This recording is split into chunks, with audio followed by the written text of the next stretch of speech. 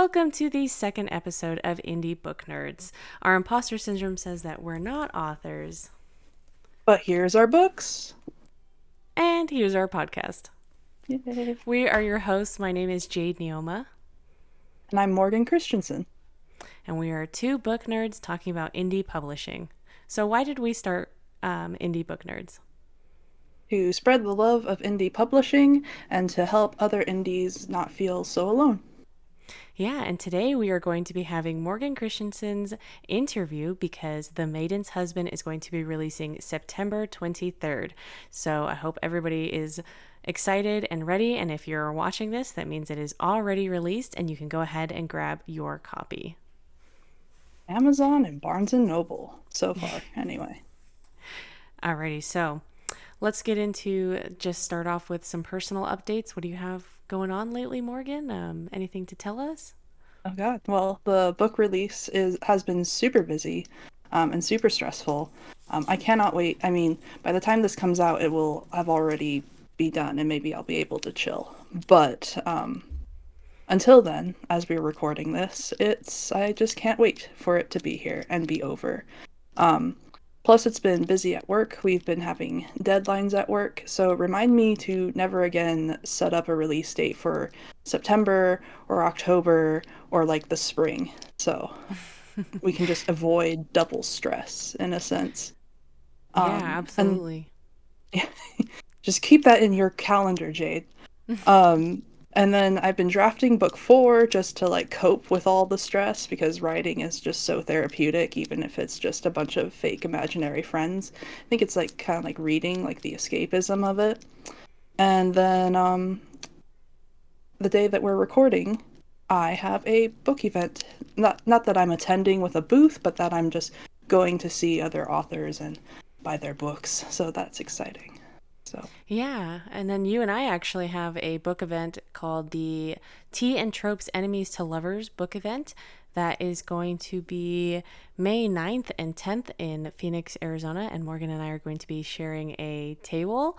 So you could come by Fate's Tether or The Maiden's Husband. And yeah, we're really excited for that. I've also got another book event that's coming up January 18th and 19th, Readers of the Valley.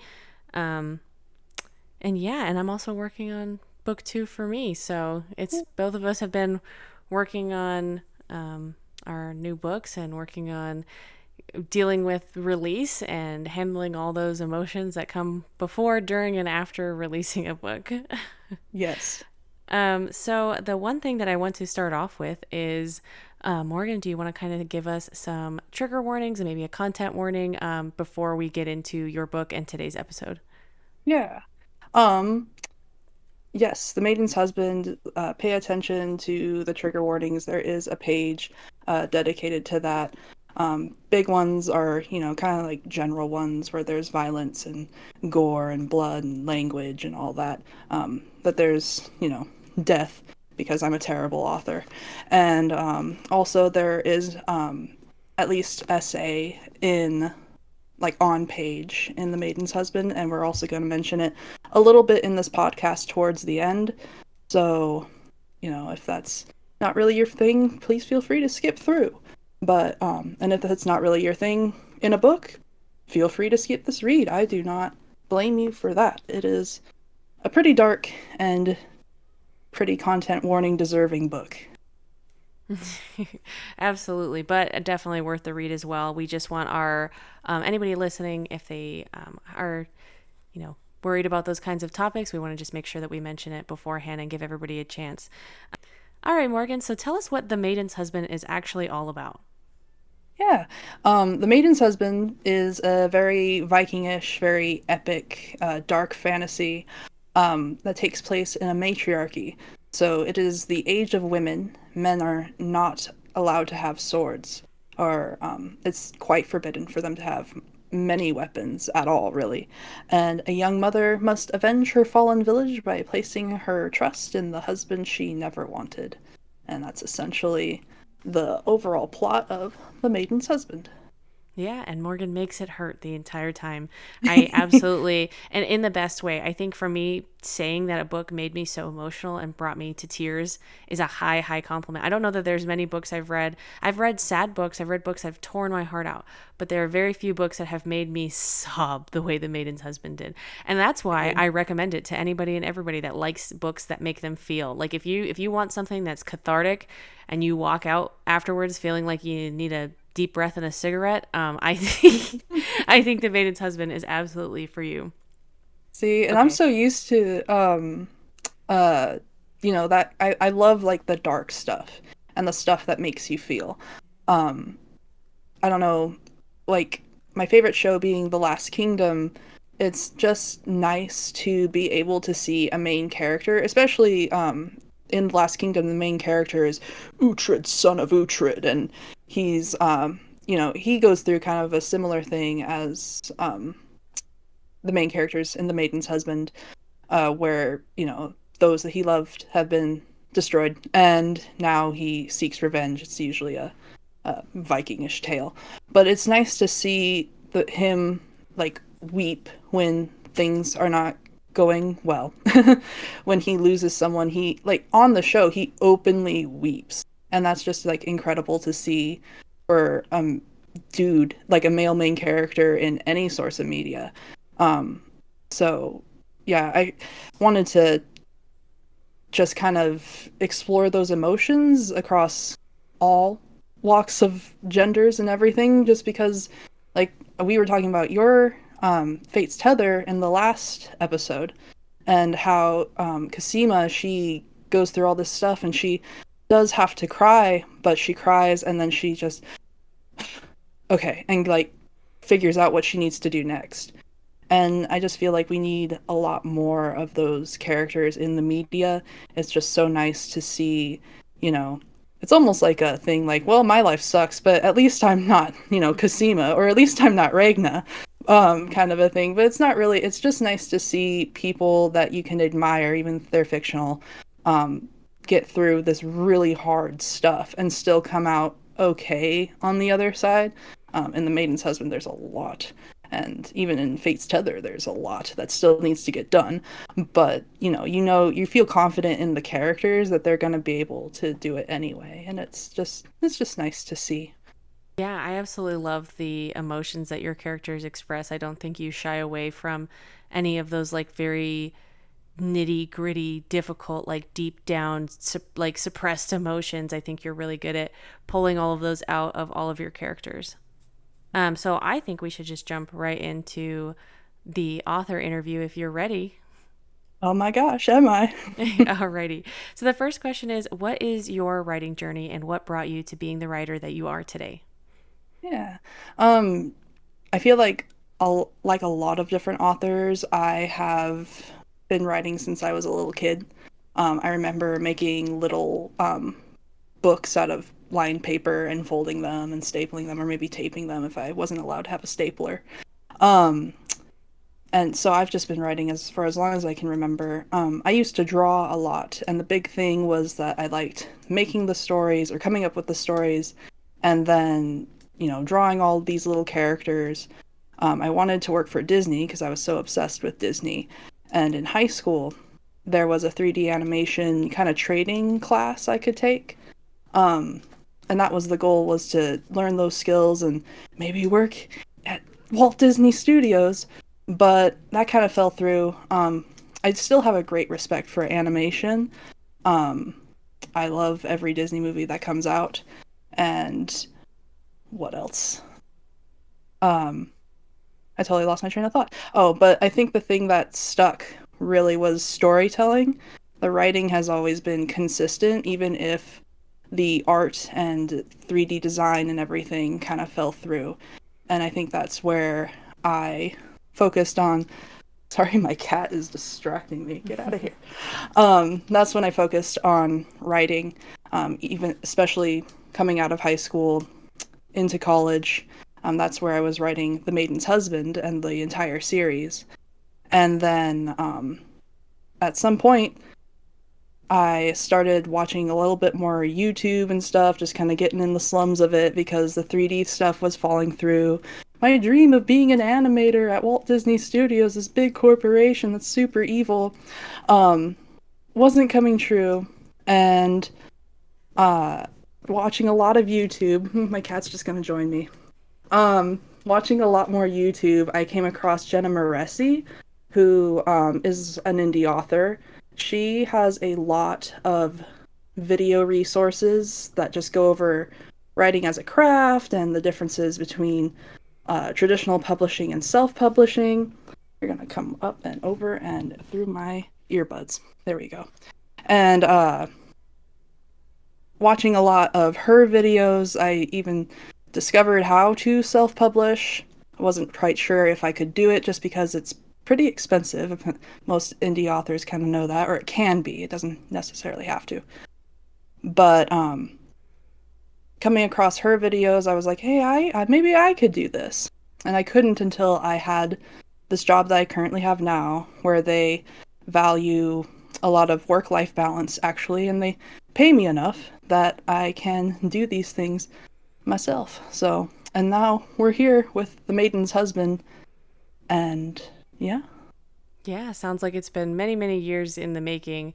Definitely been working on it for many years in a row, and it's exciting that you are at a point where you can start the publication process. And we've got book one, and your readers don't even know that you've really written basically the whole thing, just working on book four. And I'm so excited, one, for the Maiden's Husband to release, but also for everyone to get to enjoy the rest of the books in the series. So tell us, what inspired the Maiden's Husband? TV show Vikings. Um, Circling back to kind of being in high school, I think that's around where Vikings was still on like TV. And I don't know, I've turned to streaming these days, but that was back where we would record the episodes on the DVR and you could skip through all the commercials and stuff as like a novelty now. Um, and I got obsessed with that show and just obsessed with like the grit and the darkness in it to it. That kind of historical feeling and like that very epic and legendary feeling of the show. Um, what it being in historical and old days, they go over a lot of female protagonists. Like my very favorite is Lagatha, and she's like this badass shield maiden. And then there are these other women, like more in like old English Christian, kind of Northern European culture, and they struggle a lot with being women in that society, but they still, have these character arcs and stuff. Uh, and then everybody's favorite character is Ragnar Lothbrok. If you're obsessed with any kind of Viking thing, you know that he's kind of just this legendary Viking in general. And so one time I was just in the shower having shower thoughts, and I was like, the women are just so interesting, and I love every one of them. Well, the real thing was is that they weren't interesting; they were relatable because they had, the pressures and like the obstacles that we still face today, being a woman in society. And then the men are just they're cool, but they're not as interesting. They're not as relatable, actually. Um, they're not as relatable because they don't have that pressure or those obstacles. They certainly in the show had obstacles, but they always overcame it without just an extra added pressure. And I was just like, wow, like what makes it like that? And I was just a naive 18-year-old going over this in my head. Just, you know. um I was like, what makes them so interesting? Would it make the men more interesting to me if they went through or had that same kind of obstacle as the women had?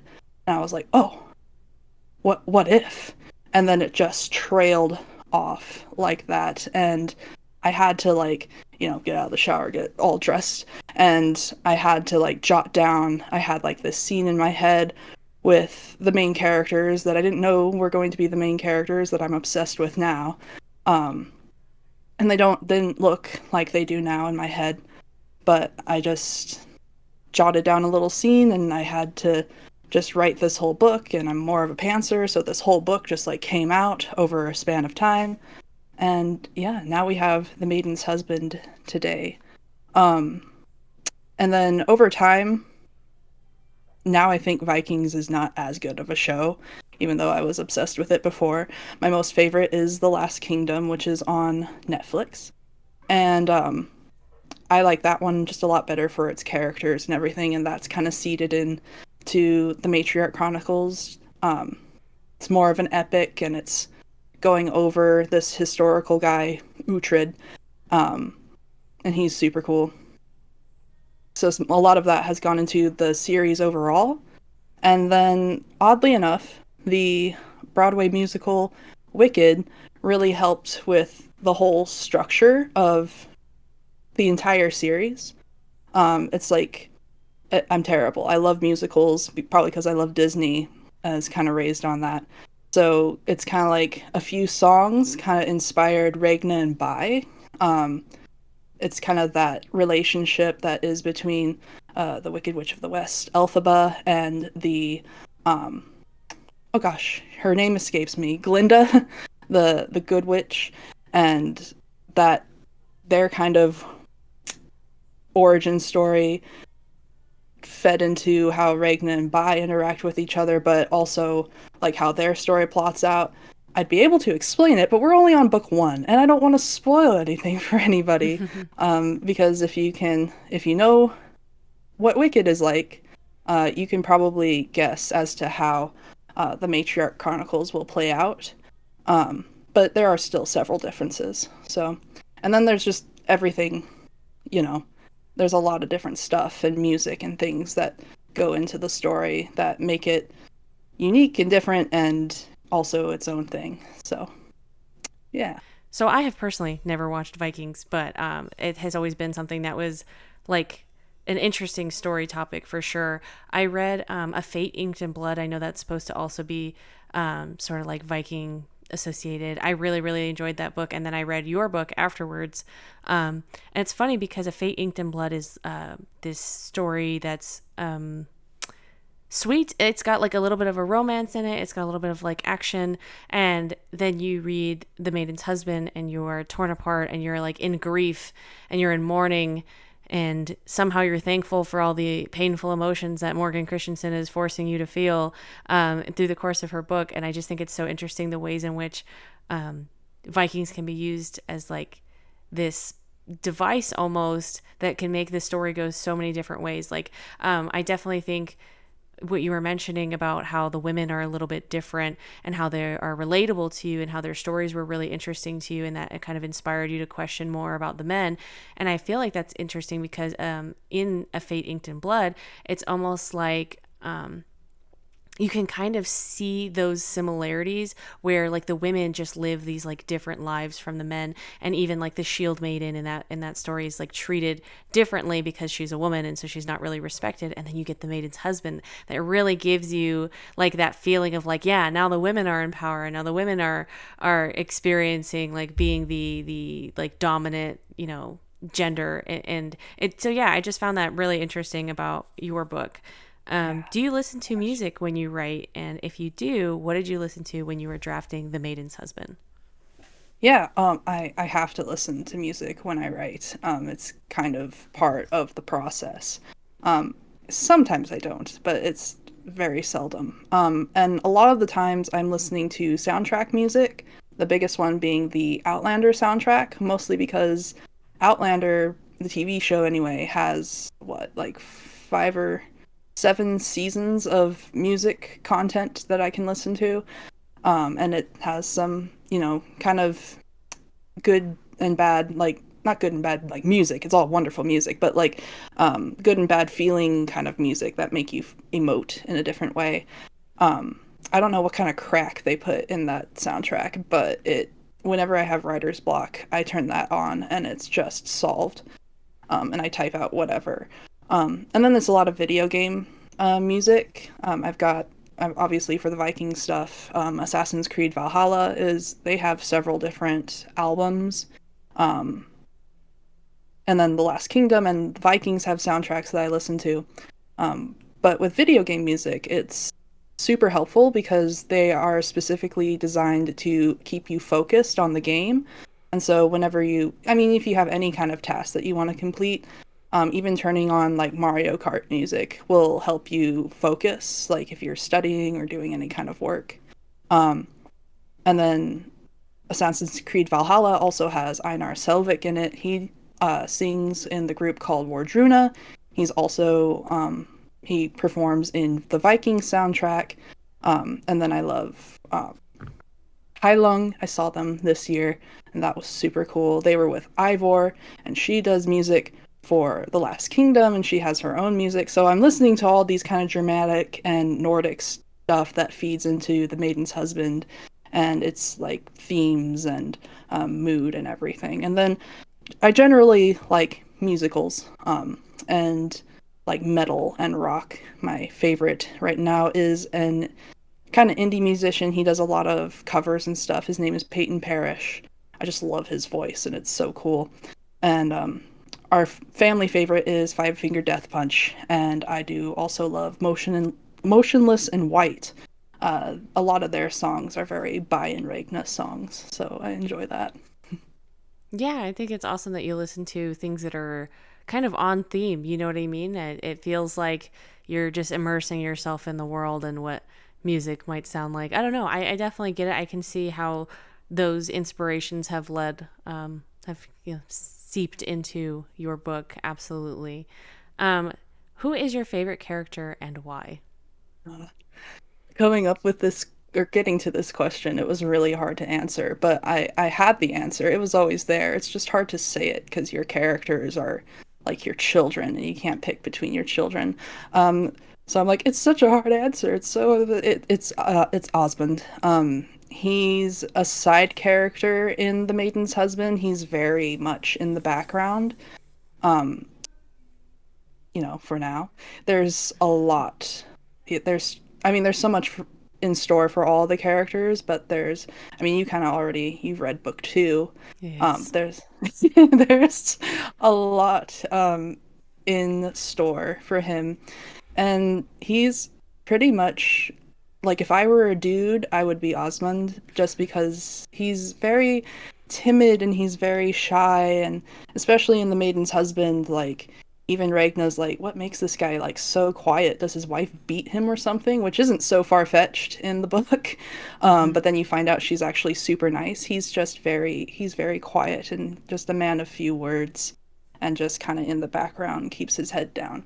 Um, so he's just relatable to me because I mean we're talking a lot in this podcast and that's so much for me right now. So I relate to him a lot, but there is a lot in store for him that I love his arc and everything. And then of course I love Raegna and Bai. I just love their relationship. I love each of them. Uh, Raegna is just super feisty, or she can be, but she can also be like reserved when she needs to be. Um, and that's just a fun thing to kind of play with, where she kind of starts to get mad and then she's like, no, now is not the time. Or she does get super mad and just loses herself, which is, something she can do. Um, I think that's just really fun because as women, we're not really allowed to be angry, and Ragna's just a force. And then there's Bai, and what is there not to say or to say about Bai other than he's Bai, and he's just the best. And then their relationship, because they were forced to be married, they don't really know how to interact with each other. They've been on this very stagnant and very silent, kind of ignoring each other, but it's kind of like tolerating each other, sort of dynamic for, I think it's like 7 years in, like, by the time the maiden's husband starts. So they're very, like, tense. And it gets to the point where Raegna is just ready to divorce him for reasons. And uh, that's when all shit hits the fan. And they have to work together in order to, save their butts and protect their daughter, which is, she's like their only, I guess, common ground. that they have to be able to work, to even consider working together. So they're my favorite too. Yeah, I think Raegna and Bai are probably also some of my favorite characters in your book. Obviously, I mean, your main characters are always going to have a place in your heart. But another character that I think you've done a really good job with is probably both, actually, probably both Hadwin and Nalim. I feel like, because the book does go into their point of views as well.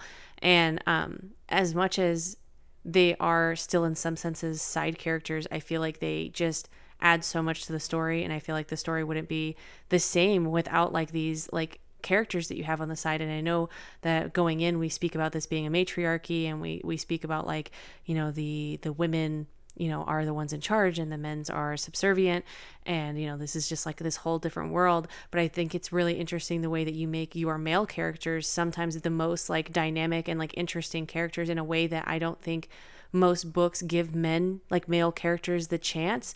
It feels like oftentimes male characters are just forging through and they're willing to cut down anything and everything in their way, and then that's them being a man, they're being strong. And I think you show so many different sides of masculinity in your book that are healthy. You know what I mean? It's not always I'm going to go and just do everything. And I think that struggle is particularly seen in Nalim and Hadwin in your book, because they can't just storm through and strength their way out of the situation that's never going to work for them. So we get to see the kind sides of them, the thoughtful sides of them, the considerate sides of them, as well as like the in-depth planning and like, you know, foresight that these men have to like acquire because their lives are just completely uprooted. When you were talking about Hadwin and Nalim with the favorite character stuff, just a small tidbit, like Hadwin and Nalim were not even they were a complete pantsing discovery writing accident. Like I wrote chapter 1, 2, 3. I think Hadwin comes in at like chapter 4, and I was like, you know, I was mostly writing from Raegna's POV. Bai didn't even have a POV, and Hadwin just appeared and was like, nope, it's my turn. I have a say in this story. I'm like, okay, so I just write them.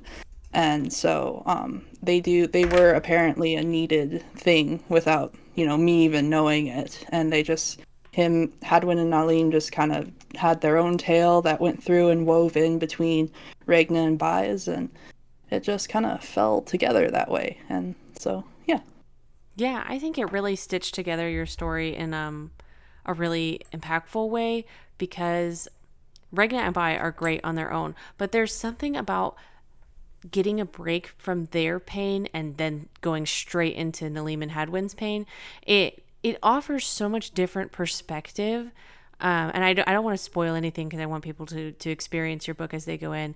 But I do think that they add this entirely different perspective to the story that you don't get because Regna and Bai have their own story, if that makes sense. Like they're doing their whole thing together and figuring out the things that they want and know how their future is going to look. Whereas Nalim and Hadwin are kind of more so experiencing like the after effects of everyone else's decisions. So Nalim and Hadwin are being forced into these different places and positions and things that they have to do and things that they have to overcome. And like I said, I think it just broadens your world so much more. You know what I mean? Because you're really like dipping into the minds and the experiences of all these different characters. Talking about your characters, I would like you to pick 3 characters to kiss, marry, and kill. We're gonna give Bai a good kiss. A little kiss on the forehead, maybe, because he wouldn't know what to do with an actual one. I'd have to marry. I'm torn between Nalim and Hadwin just because, you know, they're such green flag men, as we were just talking about. Mm-hmm. So either of them would make a perfect husband, but Nalim's, I don't know. I don't want to spoil anything, but I'm kind of leaning towards Hadwin. He's just so good-natured and kind, and just kind of the light in the darkness throughout this entire novel. I think even my editor or my development editor was like, you need to, like, he's just perfect, and it's good to have help and like a good positive kind of mindset when everything is going to crap throughout the whole book. So it doesn't make it so dark and heavy. And then, of course, we're going to kill Thenalius because he's a bag of crap. So, He's the absolute worst, and he deserves it the absolute most. What was your favorite scene or dialogue from The Maiden's Husband? yeah. So much a favorite scene as it is like the whole chapter, chapter 21. Without giving away too many spoilers, it's just a really, I don't want to say like a breaking point, but it is like kind of a pivoting point, especially for Raegna. It is in her point of view. Um, and she kind of, it's like Raegna and Bai's relationship kind of comes to a head in this chapter, and she's kind of discovering like what how she really kind of feels about him, and goes into action about it because I don't want to spoil nothing, but there's a lot happening in that chapter, that and she just does something that is not out of character, but considering everything they've been through, it's just kind of monumental for their relationship. It also comes with the really cool line where she says, if another hand harms this man, I will drench this sword with your blood. And it's the best line in the book. And then anywhere where Raegna and Bai kind of like tiptoe around each other, aren't sure how to speak to each other or act around the other. Um, I really like playing with the tension of any kind of scene, but they are like just full of it, and it's so delicious to try to maneuver that from each of their perspectives. And then not to be, total feminazi or anything, but it's been really fun to try to figure out where or how to make this matriarchy, um, like to try to figure out how these women could oppress the men. It's because, we have all our stuff in our heads about our society that's just been filtered through generations. And it's, I kind of take what we have about men, through ourselves as women, and just slam it into this matriarchy. Men are prone to anger, they're violent, they're scary, they cannot have weapons. Why? They cannot be rulers. Why would we let them? They're just prone to war. They would start wars. Um, and then they're just useless, dumb, and only good for, work, hard labor. And so, like, all that just being thrown into the book was interesting. I don't want to say fun because it's like all that feminine rage you can just dump it into a little fictional world, but it was very enlightening. And then it also came with, as much as I was harping, or the matriarchy is like harping on the men and oppressing them, there were things that I discovered that even men in our world struggle with, being with the patriarchy. Um, we're going to talk a lot about Nalim and Hadwin in this episode, but Nalim is a father. He has two sons that he's taking care of throughout the book, and then Hadwin is, being Nalim's brother, their uncle. So they're actually very nurturing, and it was like hard to draft them even hugging their nephews and their sons.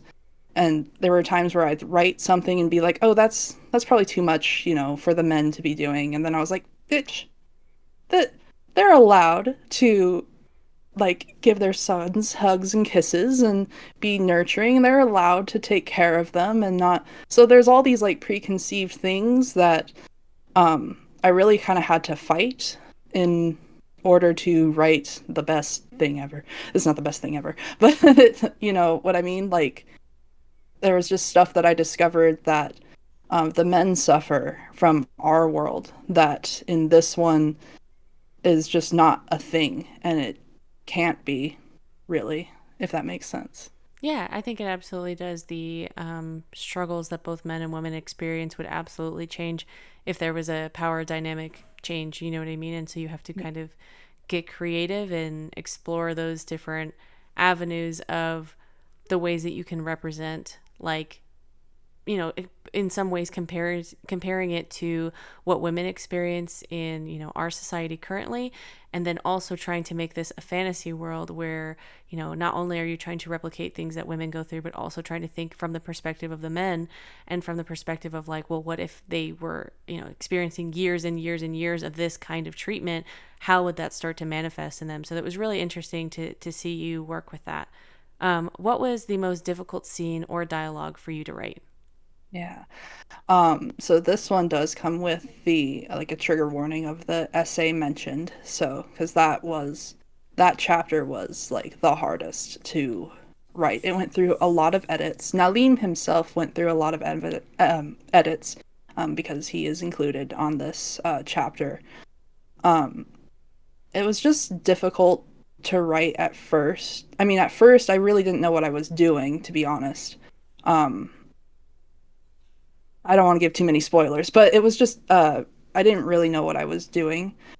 And then it kind of developed into this thing where it was more of a sexual assault chapter. And I was so once I like got to the point where I'm like I'm going to publish this and this is going to be a whole series, a whole thing. I got stuff from beta readers and um it was always kind of a hard chapter for them to read.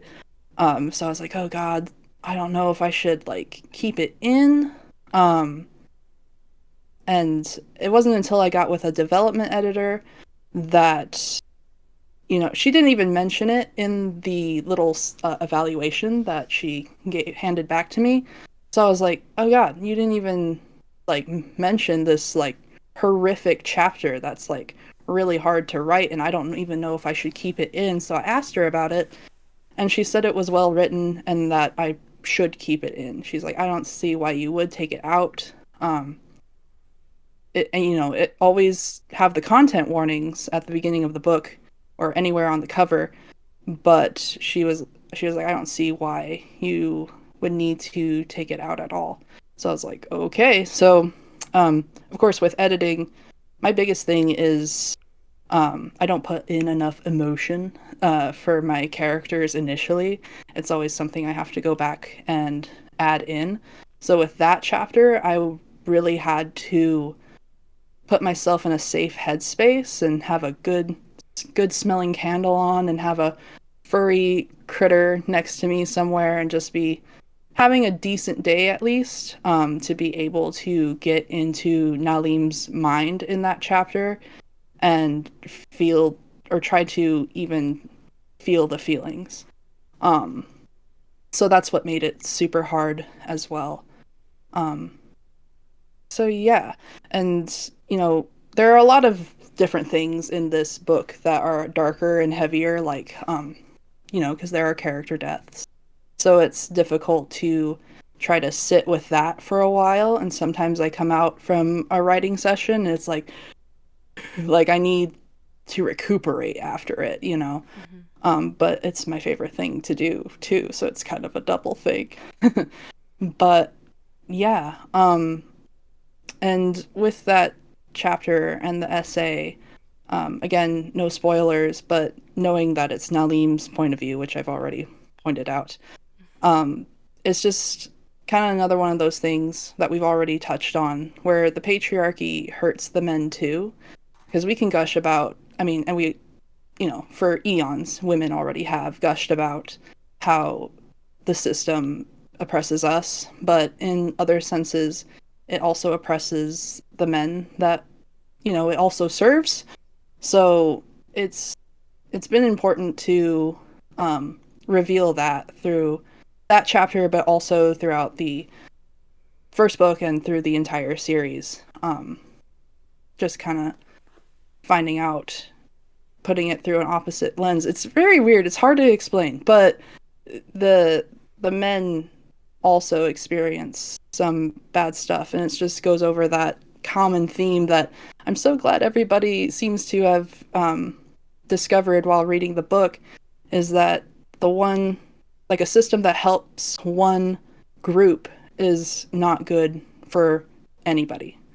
Mm-hmm. Um, so, and to, I mean, it's not so evident in the Maiden's Husband, but to be able to help everybody, we need to not benefit just one group and try to consider everybody, just basic human things.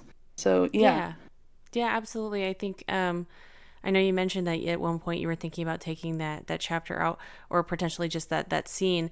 Um, but I think it added a lot. I don't think that you were doing it just for shock value. It didn't feel like one of those kinds of scenes where you're throwing it in just to make the story darker. I don't want people to think that that's what you did. I think the way that you handled it was because you were trying to teach your readers something. You were trying to show them, like in some senses, you're showing them, yes, this system of oppression is going to hurt everybody and it's not going to work out well for anybody because you're always stepping on someone else to get there. But I also think on the flip side, you showed something very important, which is I'm sure most people, when they heard that there was going to be a scene with sexual assault, I'm assuming they thought it would be a woman experiencing the assault. And I think it's an interesting conversation point to bring up that it is a male character experiencing the sexual assault in this case, from another male character. And I think that that dynamic itself is very important to the story as a whole, because this is something that women experience.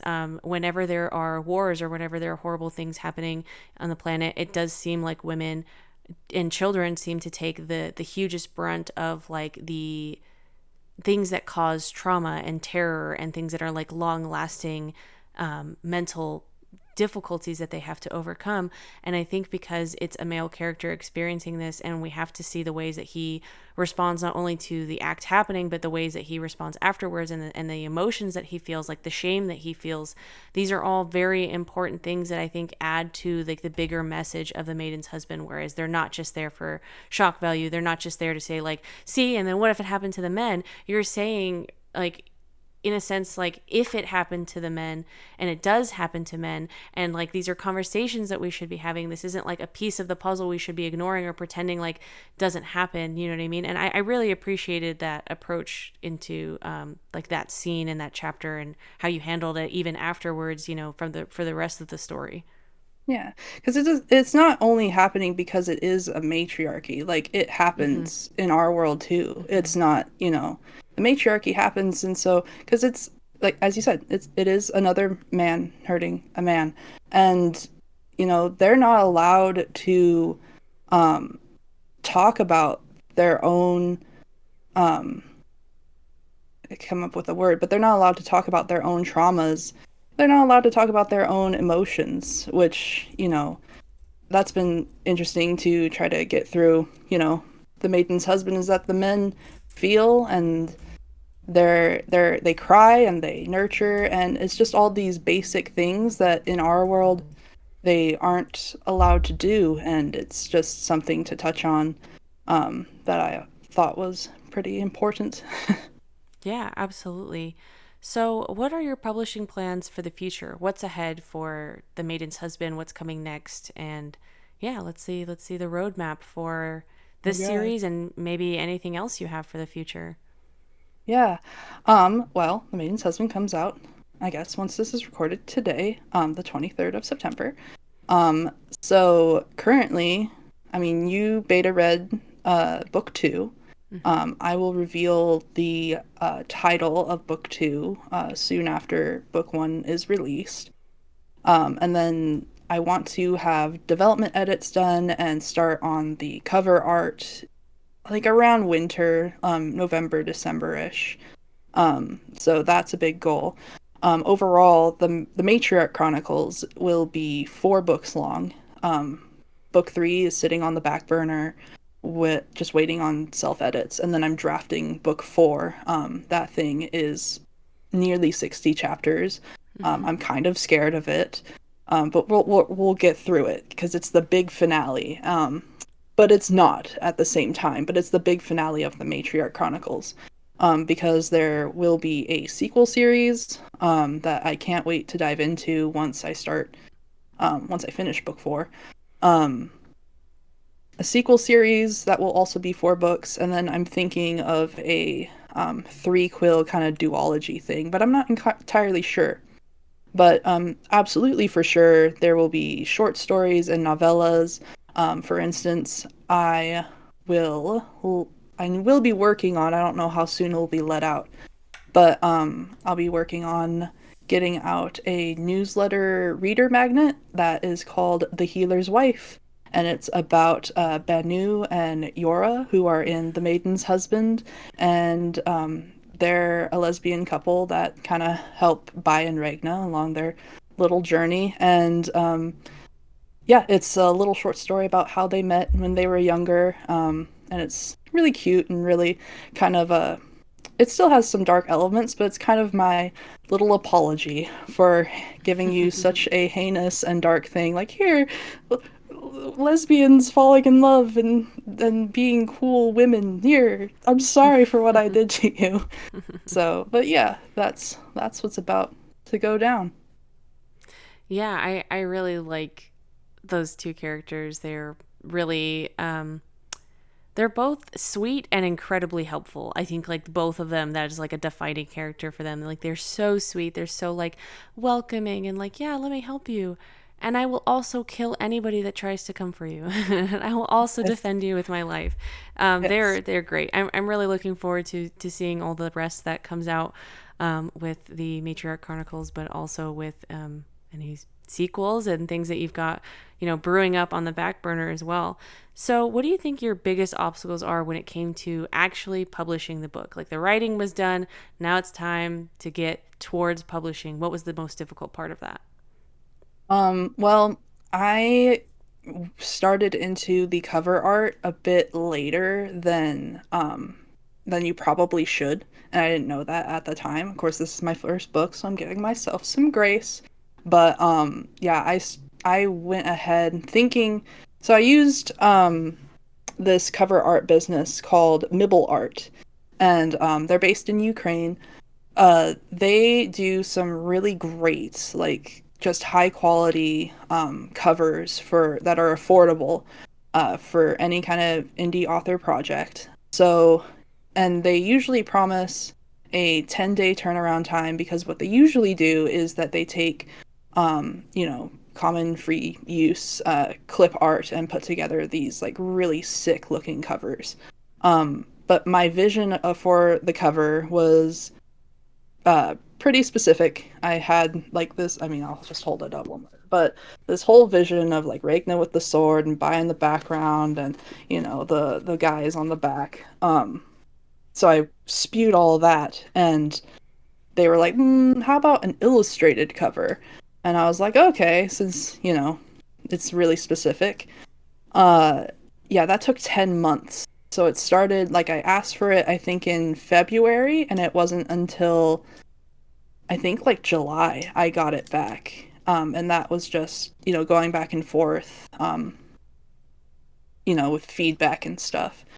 So I was getting super nervous that I wouldn't be able, because I originally wanted to publish August 26th, which is and I had spent 2 years advertising, it's going to be out in August, guys. It's going to be out in August. Just wait for August 2024. And then I was like, ooh, we might have to set this back to September. So, big heads up for new indie authors. Try to get your cover done kind of as soon as you can, um, just in case. Because I even met Rebecca Thorne at a Barnes and Noble with Ren Jones, such lovely ladies. And that was when I was like struggling, like, oh, should I set the release date back? I don't know. And I like kind of opened myself to them, and even Rebecca Thorne was just like, "Oh yeah, I wouldn't have. You always got to get the cover art done much earlier than that." And I was like, "Dang it." Well, now I know it's no big deal. It's a sick cover. I love it now. So, it was worth the wait. So that was a big one. And then generally, I feel like a lot of indie authors go through this, but funding is is a big setback and obstacle when you're self-publishing. You don't so and I have like the privilege of this really nice job that pays me well and they do care about a work-life balance. So I was able to pay for these things, but editors still need to be paid and they are still, you're reaching a couple $1,000s to pay them for their services. Um, and so it was a lot of, saving up and not being able to do a few things in life because you want to prioritize the book, or even something in life comes up and you have to pay for like a car thing or a pet thing or a house thing or whatever, and you're like, dear god, am I going to be able to publish this book? Like, will it come out? Because I don't know if I can pay for the editor, or freaking ISBNs or the cover art, or anything, any kind of expense. So, I mean, it worked out for me, and I do have that privilege where I have that job. I don't have kids, but I have basic bills. Um, so yeah, that funding can set an indie author back, and it was probably one of the things like I couldn't even consider publishing until I had this job. So, yeah. Oh, and marketing is also very rough and hard. Yeah, marketing is definitely really hard. So you mentioned that you wish that you had known to get your cover done ahead of time. What's your best piece of advice for people who want to self-publish that you wish that you had known ahead of time? Yeah. Mostly researching how publishing itself works. Um, so I did all the kind of writing craft research, and I, read up about character arcs and world building and, writing as a craft and grammar and all the things. I did not really consider doing too much research into how, I mean, I knew there was like Ingram Spark existed. I knew Amazon did its own thing, but I didn't know the nitty-gritty of it really per se. I knew that the royalties coming back wouldn't be a lot, but that's about it.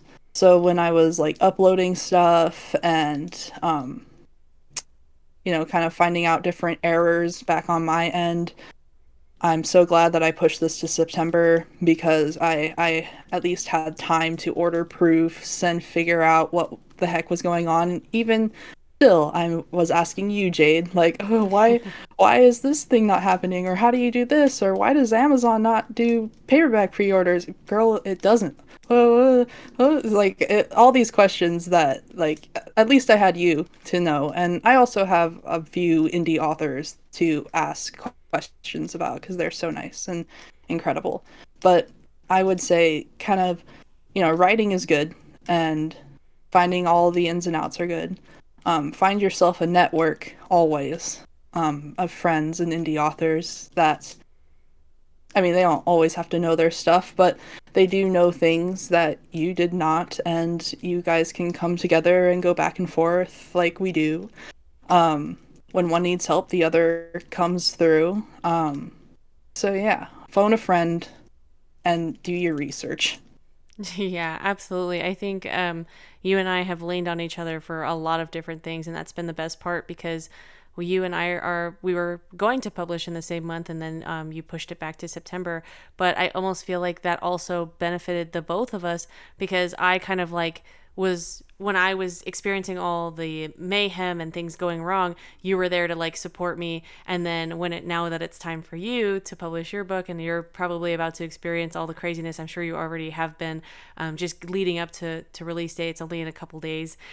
So I just think that us leaning on each other and like, yes, we ask each other help for questions all the time. We're always like, how do you do this? Do you know what this is? Does this sound good? Like, am I doing something completely wrong by publishing this, by posting this? But then there's also just like the commiserating, just the like, oh my gosh, this is so hard. Oh my gosh, like I feel like I'm going to pull all my hair out. I feel like I'm about to shave my eyebrows off. Like I'm really, You really got losing stuck it. so much. Yeah, but then we lean on each other and that always gets us like, we take a breather. There are many times where I Mhm. vented to you and at the very end I'm like, ah, and now I feel better. I think I'm okay. I'm not going to delete my book anymore. Yeah, and that's um, what that's for, because yeah. only, I mean, I have lots of family and friends that are very supportive. I'm, very privileged and grateful for them too. But I could gush about, yeah, and this and that, and the marketing sucks, and blah, blah, and they'll just kind of, well, that is hard, blah blah blah. Like they're still like supportive, and but when you go to another author. Like, for instance, there was like a TikTok where somebody was like, yeah, here comes my next Ingram, delivery. Let's see how many books that they've ruined this time. Like, I was like, oh man, I felt that, and like commented, and then we vented back and forth about Ingram. So it's just like a different kind of support that you get that's like someone truly understands the specific kind of crazy that you're going through. Yeah, it's also really interesting too that we both write fantasy. So I also recommend if you're going to create a network, find people in your genre. Also go outside of your genre. That's very, very important because some of the best like advice I've gotten has been from people who don't write in my genre, and that doesn't mean that they don't know about publishing. It doesn't mean they don't know about writing a book. They just write things differently. But then I also think you should like half and half it. Some people who aren't in your genre at all, so that you get like exposed to more things, and I've read outside my genre more because of that. And then also people in your genre like you and I are, because we both write fantasy. There's like something about fantasy that it's just different. There's just so many like moving little pieces. You're not writing like a story in the real world. You're also managing like this whole fictional world that you're making up and you're creating the rules for. You kind of have to like eventually vent to somebody like, this is hard and I'm making up a whole new world. And so I think that in those ways, finding someone in your genre is really, really helpful. What For is one sure. thing you wish came easier to you when it comes to writing, editing, marketing, all of it? Oh God. I do wish descriptions came easier. They're not hard as much anymore. My initial drafts, that's just dialogue and action and so many raising of eyebrows that it's just terrible. So I have to go back through and add those like descriptions and those feelings and set the scene with a little more detail and have it all weave together so that you're also describing, like the weather or like whatever. So I wish that came like easier upon first draft, but it's fine if it doesn't. Um, and then I kind of just wish editing would do itself, but it won't. I have to do it. Um, and then every indie author's bane is marketing, and just trying to do that market research and figure out what frickin' hashtags work best and what audios work best and what catches people's eye. um, and for that I recommend listening to a lot of author podcasts and just listening to a lot of those. um, I don't want to necessarily say super successful because you don't have to like try to compare yourself to freaking Brandon Sanderson, but like if you went to a bookstore and you kind of saw who they keep on the shelves because that's shelf space that they've sacrificed for these people. So if you went to their shelves and, you know, picked some not so very well-known authors, like you're not going to pick out Sarah J. Maas because and you're not going to pick out who else is like huge. You're not going to pick out the really big names. You're going to pick out the people you don't really know and look at their social media and see what they're kind of doing for their genre, where they're at, like which platforms they use, um, and just kind of see what pulls their readers in, what seems to work, and at the same time, see what works for you or what seems to be working. You know what I mean? It's gonna go on about a whole marketing video here. Yeah, yeah. Well, I thank you very much for answering all our questions and talking about the Maiden's husband today. It's been absolutely wonderful to interview you, even though I know pretty much all the answers, and I am the Maiden's husband's one of the biggest fans of that book already. It's one of the best books that I've read. It's one of the best indie books that I've read, and I know that anybody who comes across it is going to absolutely fall in love with the world that you've created.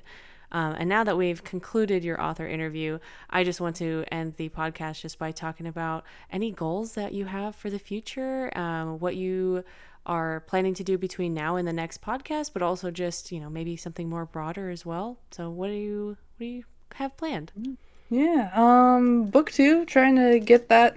I mean, book two is going to be my new thing, but after release day I would really like to chill.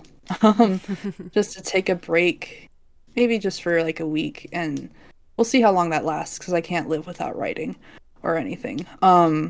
But maybe take like a social media break because this was exhausting.